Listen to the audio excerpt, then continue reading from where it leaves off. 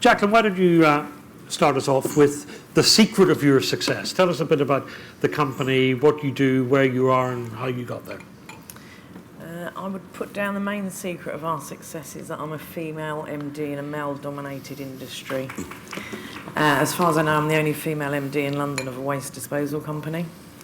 And I like to think that I think outside the box. And what does the business do? We do waste disposal predominantly for the construction and demolition industry. We've got 5 depots in London, 90 HGVs and 160 staff. And apart from you, of course, and the brilliance you bring to the job every day as its leader, what is it that marks you out? What do you think has been the foundation of your growth in the business? Pushing the bar and leading the way.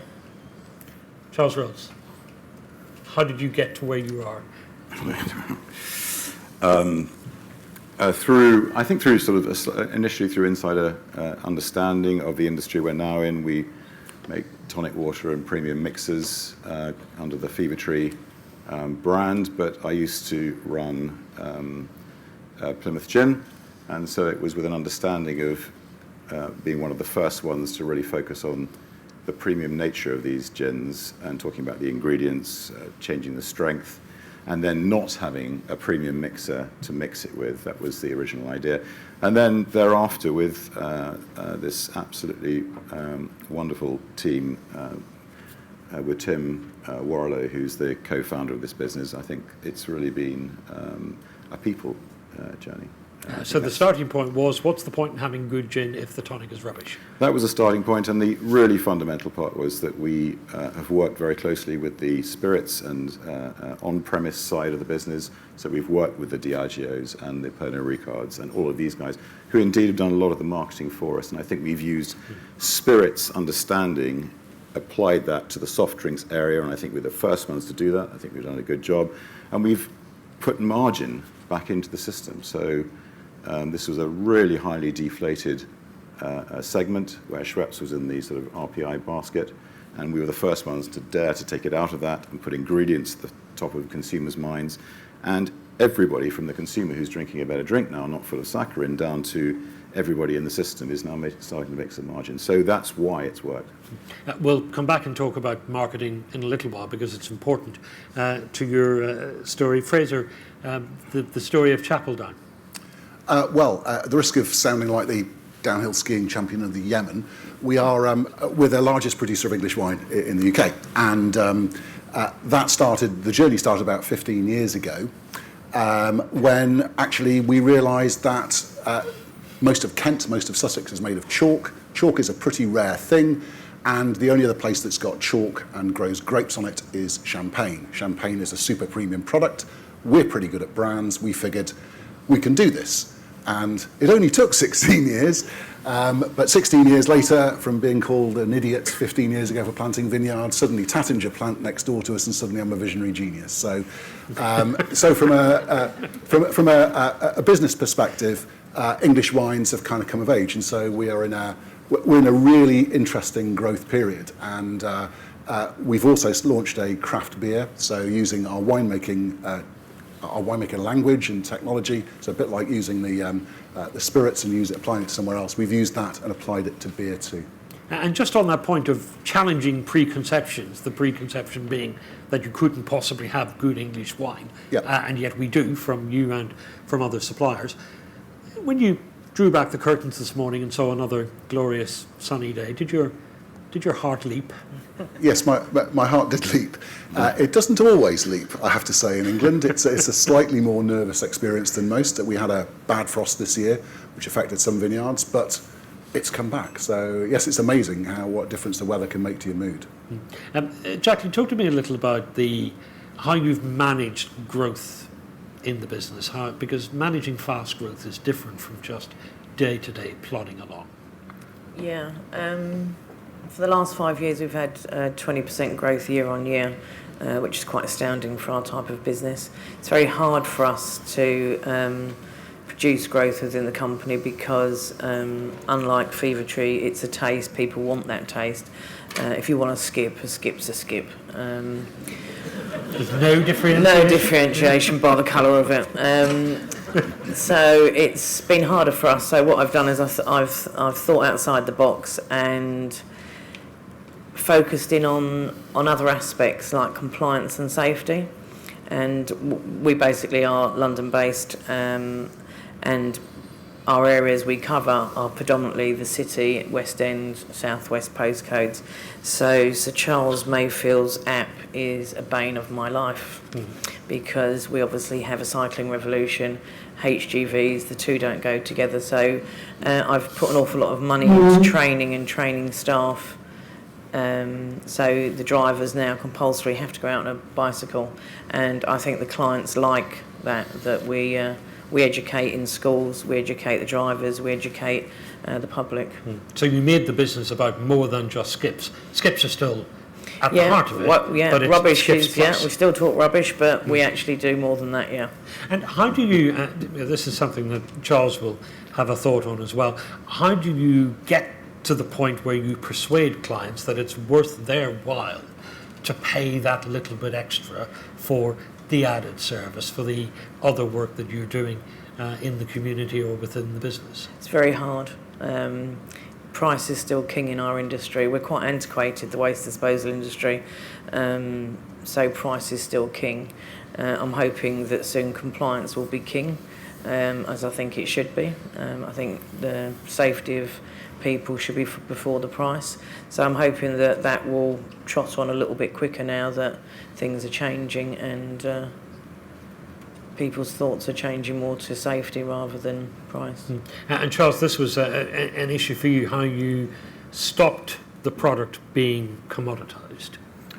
Well, that's a constant ongoing thing. I mean, clearly, there's always margin pressure, and we have to really resist that because what we've done was we took very expensive ingredients, and sugar being one, with all the issues around it. Nonetheless, a very large percentage of the population, when they're drinking a gin and tonic, this is not a sort of a soda pop for young people, and therefore not particularly relevant to that argument. But it is about quality. It is about not having saccharin or aspartame in your drink. And it is about innovation and taste. So it's product initially, but also persuading customers that that's actually what they want, even though it either wasn't on offer beforehand or they didn't realise that they would want it or like it so much. Yeah, no, it's all been about that, and I think the key the levers that we had in this country. I mean, there was a pretty open goal for us in this country because the likes of Schweppes and Britvic had got a product which was full of these products that people didn't really want to drink. Research showed that people would drink Slimline knowing it was revolting, but because it had no calories. Now, if that's the research that comes back and you flip that on its head and say, look, we've created an Indian tonic water which is full sugar, but let's try and do this Slimline idea and say, let's go and have all natural, delicious, and as low calorie as we can make it. And we'll bet that a lot of people will follow that. And that was our Naturally Light range, which we launched 8 years ago, and has been a great bit of innovation. And literally putting that on a supermarket shelf with clear banner saying naturally low in calories, putting it on the supermarket shelf, that's now half of our sales in the tonic water area. So that was innovation that we fundamentally believed in, that consumers would follow us, and they did in droves. In the on-premise, it was harder because there was always the gatekeeper saying, well, I don't know, will they still want Slimline? But where you gave the consumer the chance to make their own choice, they did it just because it said it clearly on. So long as in bars they knew to ask for it. It's now very, very, very popular in bars as well, but it had to be the gatekeeper of the buyer within the bar chain or the bar itself who had to make that decision to believe in it. Overcoming challenges, what are the main challenges that you've had? Oh, goodness me. It's been quite a journey. We've had fires and the biggest challenge I think we faced, wine is a difficult industry because you buy land, you then have to put vines in it, and then you've got to wait 7 years before you've got anything to sell. And that can test the patience of even the smartest investors. And so raising funds has been a constant challenge for us. And I'm sure lots of people in this audience will be looking at different ways of fundraising, and I can tell you I've done them all. And at different stages, we've gone through different methods of fundraising. And so we've had institutional investments, we've done convertible bonds, we've done angel investors, and latterly we did crowdfunding. And if it's right for your business, I think my advice would be overcoming challenges. Always raise more than you think you need. That would be my kind of advice. Because the worst thing you can do is consistently go back and keep asking for money. And actually, if you've got the vision and you've got the passion and you've got a team and you've got, in our case, sort of compound annual growth rate of about 25% keeps going, then actually you'll find investors are very keen to invest. What is interesting, and I'll only make the point, it's not a political point, but the Business Growth Fund, we approached them about 6 years ago, which was a government-backed initiative, and we approached them when our share price was 14p, and we were turned down by the Business Growth Fund. We went back to them when our share price was 21p, and we were rejected again about 4 years ago. The share price today is 95p, so it's kind of a bit frustrating when you get government initiatives and actually it's no different from going outside. So I would advocate crowdfunding, by the way. I think crowdfunding is a really interesting thing, but you've got to know what you're going to get from those investors. So, for example, if you got Charles to invest in your business, you know what you're going to get. There's a set of skills that Charles would bring to a business. With crowdfunding, it's a different thing entirely. What you're getting is pilgrims, you're getting fans, and actually they're like mini-me's. Can you imagine that? 3,000 mini-me's boring people to tears every Saturday night about how good Chapel Down is. And they breed more. And actually for some businesses, it's a great thing. For others, it's a pain. What is your experience, Jacqueline and Charles, in terms of the funding, raising the funding you needed to grow the business? I think from my point of view, because we're a family business, we find that quite difficult, that people look at us in a totally different way to how they look at a bigger organisation with a lot more structure in it. So it's quite challenging for us. Charles? Well, we've been through, seed funding for myself, and we've been through private equity a couple of times, and then we've been obviously through a flotation on AIM. So we've done a lot of it. We've never done any crowdfunding. My brief summary was, wish I'd done a bit more myself. Private equity, absolutely essential at the time, but ghastly at the end. And the city, so far, so good. I want to talk about marketing, I want to talk about innovation, but I also want to give you the opportunity to ask your questions, to make your observations. You may have, there may be some lessons from the three of my speakers here that will help your business. You may have some lessons that you want to add yourself. So at any time, just put your hand up or catch my eye and we'll get a microphone to you. I'm not seeing any. There is one hand here towards the back of the room, and there is the microphone. I'm Robin Daines with Lloyds Bank, the education team. How easy do you find it to source employees with the correct skills, education, and how do you ensure they sort of maintain relevant skills and education? We find it extremely hard. We've got a massive shortage of HGV drivers. We're a bit concerned with regards to Brexit because we're seeing a massive slowdown of non-UK drivers coming into the country. So we find it very difficult. It's a dirty industry and people aren't really attracted to it. If you want to be a HGV driver, you have to be in your early 20s. So we've missed the boys leaving or the girls leaving the school at 16, 17 or 18. They don't go and do something and then think, right, at 21 I'll be a HGV driver. So we've got quite a few challenges. It's a real big problem for us. How do you address those challenges? How do you work through them? Working with different federations and trying to bring it into the schools. Currently working with the Construction Youth Trust to see if we can bring something related to driving in with construction into schools and showing them the experience and the journey, because it is a marvellous one. And I absolutely love it. I can't wait to get out of bed in the morning to tackle a day. So just getting that passion across, I suppose. Yeah. But are there sort of other areas that you can look at as a pool for potential drivers? Yeah, we've looked at ex-military. We haven't had great success with ex-military. I'm not sure why. I'm not sure if it's the post-trauma issue. So yeah, we have looked at other pools. We've even looked at women, but unfortunately our industry is so dirty. It's not ideal for them. It's not shift work. So, as you say, it becomes more important in the post-Brexit world if our exit from the European Union is also accompanied by restrictions on migration of skilled or semi-skilled Oh, workers. massive. You mean even when there was just like Will Theresa May stop unskilled workers or partially skilled workers coming, that was it. CVs stopped. I mean, I was probably getting 3 to 4 CVs a day. Now I'm probably lucky to get 2 or 3 a week. Do you have any thoughts on what your game plan is for dealing with that when it becomes a really sort of acute issue?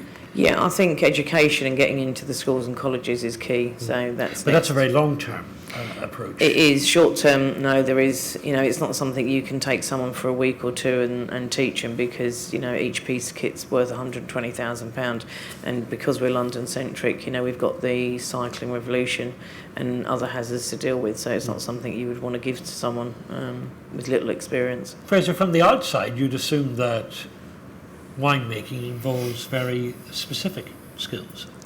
Well, our business is, yes, of course, there's winemaking skills, and we have a university in Plumpton in Sussex which actually churns out good winemakers. It's actually a very technical, scientific skill, and there's no shortage of them around the world who want to work.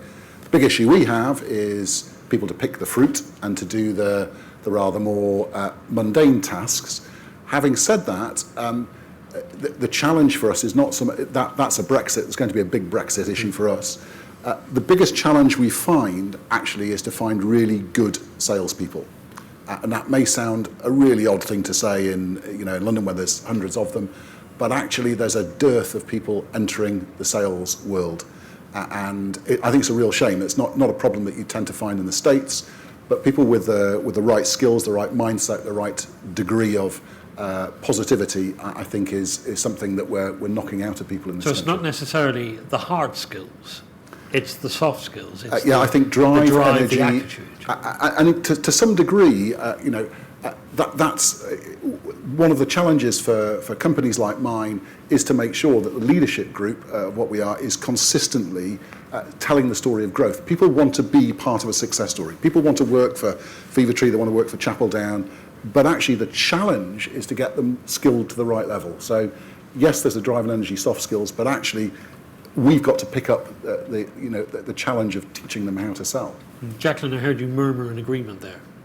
Yeah, it is a real challenge, and I totally agree on the sales side. There's hundreds of salespeople out there, but when you actually employ them to sell your product and your goods or your services, they just don't seem to be able to carry it through to the deal, and I'm not sure why that is. No shortage of marketeers, interestingly. Okay.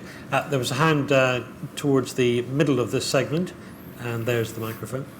Good morning, Greg Pitts, CFO of UK Carbon Graphite. Charles, I'm fascinated by your brand and what would appear to me to be a very fast and growing brand and popularity in the world of alcoholic drinks.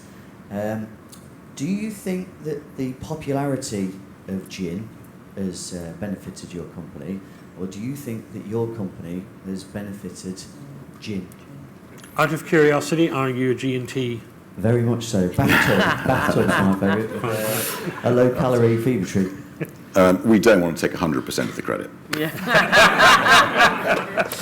No, look, the truth is it's very symbiotic. That's the really lovely thing. And it's not just gin either. And one of the things we've identified is that, premium spirits, whether it's whiskies, cognacs, whatever, most of the spirits companies now are chasing the opportunity for a longer drink because they've got everybody who's going to be sipping that single malt whiskey. They've got them all. They've spent so much marketing all around the world for so long. And actually, the holy grail at the moment is to find simple, long drinks. Enter Fever Tree.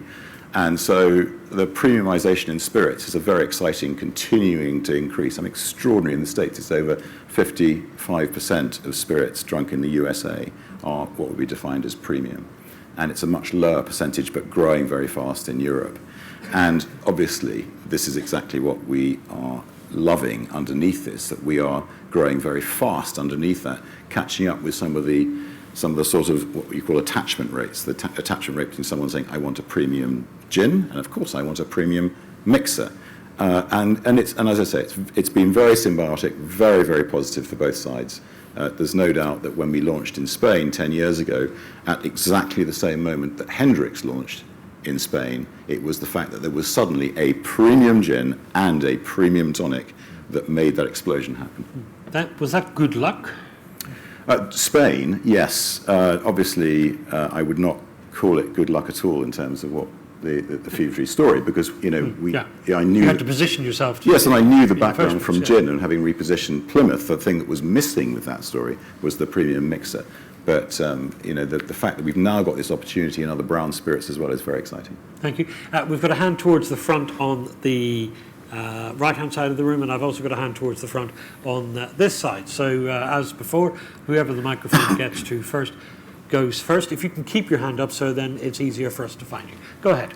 Grania Kelly from Bubble Bum, the inflatable car booster seat for children. I wanted to specifically ask this question of Charles again, and I'm starting to wonder, are we all alcoholics in the room? But Yeah. I wanted to ask the question because for your product and with every new product, you need your buyer to be an early adopter when it's a new concept. So you talked about the gatekeeper. Did you have any specific tips on getting past the gatekeepers other than sneaking in under the cover of darkness at night? Yeah, I mean, look, from our side, it was fascinating because we got a call. We got one bit of press in the Telegraph saying that Fever-Tree is launching a premium tonic, and we got a call from the buyer at Waitrose. And Tim, who this was his first business he'd run, he said, "You see, this is a great idea." And I said, "You've no idea how lucky this is, to have a buyer come to us." To put it in perspective, I had been at Plymouth Gin calling buyers from Waitrose, Tesco, Sainsbury's, day after day, week after week, and they never called me back. And to have a buyer come to us saying we've been waiting for someone to do this was an extraordinary first step. However, after that, it got just as difficult as you'd always expect. And when we went to different countries, and we couldn't even find an importer in Spain initially. And we had to work incredibly hard at that. We went to the States immediately because I was sure that we'd have an opportunity there, and we had to really work our way through that. So we've had extraordinary blocks that took a very, very long time. There is no magic. I would go back to the first point I made. If they believe the consumer will buy it, what they're saying to themselves is there's margin in this for us as well. So they could see that they could ask a small company like us for a decent margin, and they believed the consumer would buy it, and therefore their metric was simple to themselves.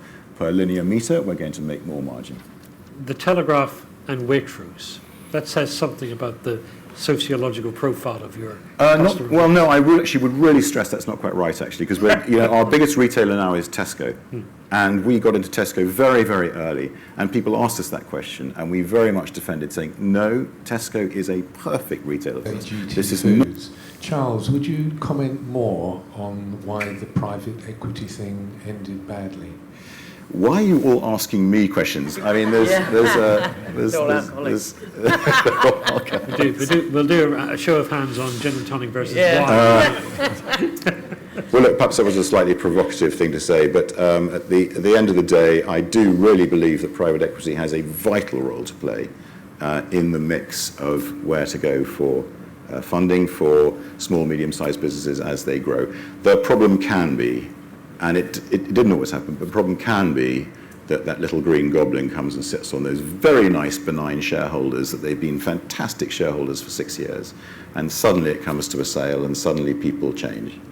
And that was unfortunately our experience with one of them, that it was a very unpleasant experience. And what lesson did you draw from it? Don't use PE ever again. No, I not. I mean, the thing is, there was a positive to it, and the truth is that you are supping, though, with the devil. So just be aware when you meet these charming people at the beginning that think about the exit. It might not be fun. I would still do it again. Thank you. We have a hand towards the left of the room, halfway up. Yeah, I'm not sure who this is directed to. Who are you, by the way? It says on here. It's on the badge. Yes. It says on here, David Barrett, Manager Director of A&B Glass. So, what effect would it have on any of your business if your raw materials increased by between 15 and 20%? Because in our industry, the majority of our raw materials, metals and stuff, have been coming from China. There are only 3 major glass suppliers in the world. Glass has gone up something like 35-40% since Brexit. How have you managed it? We're struggling. We're managing. And clearly we just put prices up, whatever else, and it feeds through, whatever else. But in a competitive market, it's a struggle. Are you taking a hit on your margin? Yes, absolutely. And so anything that any of you people in this room buy that's got glass in it, you're probably paying something like 10 or 12% more than you were before Brexit. All right, let me ask Frazer what he thinks. Well, I think one of the challenges for any CEO of any company is to think about ways to mitigate risk. And clearly, we all know that that's kind of coming at us, the devaluation of the pound and those sort of costs we know are going to come up. And I think it comes back to, it's been mentioned a number of times, certainly from our point of view, is you can only challenge that, and as Charles has inferred, by actually premiumising somehow. So if you've got a glass increase and you're wedded to the idea of having to do glass, there are ways to do glass. Rather than using a standard glass bottle, for example, you might want to premiumise the glass. You have to give some value back in order to be able to move that front price, because simply absorbing that margin is not a long-term sustainable thing. You know, the consumer has to pay for it. The question is, how are you going to innovate to try and make sure that the consumer is willing to pay for it? So I think we're having to mitigate across a whole number of a raft of different things. But for example, the beer we are relaunching into a glass bottle where we've got our own mould design. So the glass material cost isn't changing, but or is changing, but we're adding some value to the package. Sometimes, Jacqueline, you don't have quite so many options. No. Predominantly our business is containers, metal containers, and they last us anywhere between 20 and 30 years. So, you know, we don't have a renewal program that's very extensive.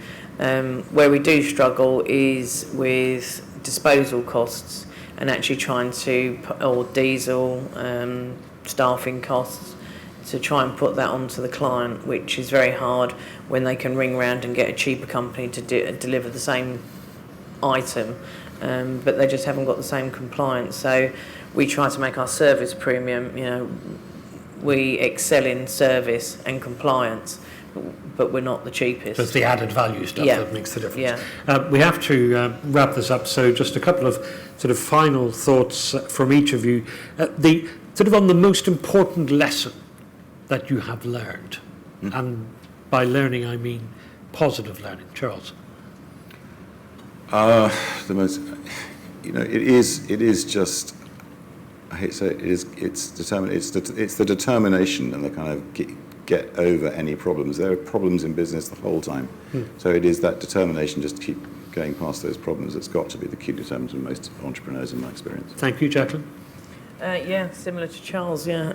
Every day is a challenge, every day is different, and it's learning how to get over or around that problem. Ducking and diving. Can I give you two things? Yeah. The first is try to go to bed a little less stupid than you were in the morning. I find that a very motivating way to get up the next morning and still feel like it's kind of day one, you know, because you're going to go out and you're going to learn something. So I think if you're a leader in the company and you want that passion, you want that infection to spread to other people, then that's a kind of obligation. And the final thing is I'll leave you with a quote from Jerry Garcia. Now, there's some people who remember Jerry Garcia from the Grateful Dead. And he said, there is no point in simply trying to be the best. You have to be the only people who can do what you do.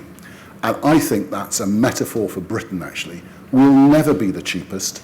We can aim to be the best, but actually the thing we're brilliant at is innovation.